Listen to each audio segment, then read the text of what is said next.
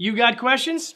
We've got answers. Hi, I'm Kevin Eikenberry with Guy Harris, answering the questions that new leaders ask us. Actually, it's our goal to help all leaders be more successful, productive, and confident. Today, we're talking about the difficult conversations that we have to have and how do we have them more successfully. Are you ready?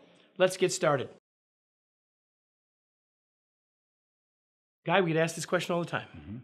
And listen, all of you, having Guy here to help answer it is the perfect person in the world to do it. Here's the question. How do I have the tough conversation with someone without damaging the relationship? I'm a supervisor. I don't want to damage the relationship, but I need to have that critical conversation. What are your thoughts?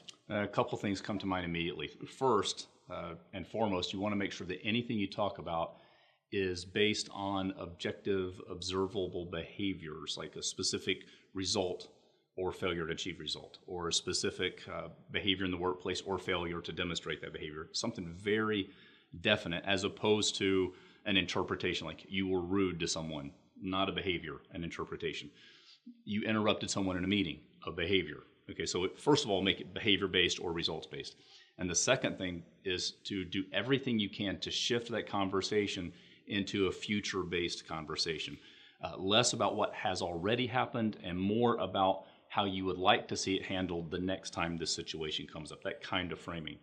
Rather than what you did there was wrong, more of, hey, the next time we run into this situation, this will be a better way for that to be handled, or this would be a better way to address that situation. So what I'm hearing you say, it isn't spin. It isn't like making it easier to tell them. You still got to tell them whatever the hard thing Still is. gotta tell them. But we got to frame it in a way that they can take action on it, making it productive looking forward.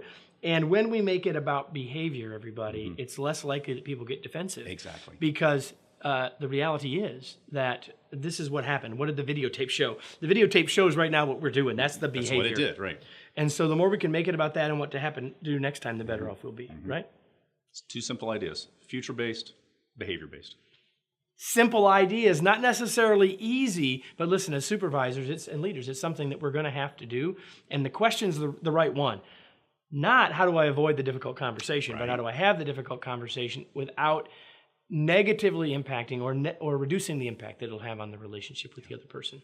Thanks so much for joining us. If you found this useful, I hope you'll find other great resources here on this site, because this entire site, both the free resources and all of the things that you can pay us for, are all here for one purpose, and that's to help people be more successful on their transition from being bud to being a boss. Thanks.